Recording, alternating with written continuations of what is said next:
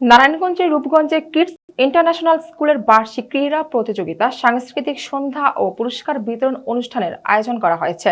প্রতিনিধি সাইদুর রহমান জানান, শুক্রবার দিনব্যাপী উপজেলার ভোলতা ইউনিয়নের ভায়ালা এলাকায় কিডস ইন্টারন্যাশনাল স্কুল মাঠে এ সকল অনুষ্ঠানের আয়োজন করা হয়।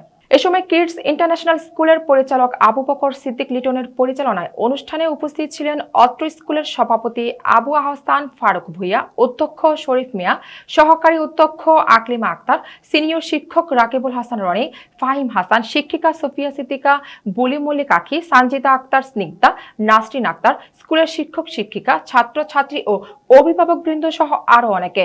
অনুষ্ঠান শেষে ক্রীড়া প্রতিযোগিতায় অংশগ্রহণকারী বিজয়ীদের মাঝে পুরস্কার বিতরণ করা হয়।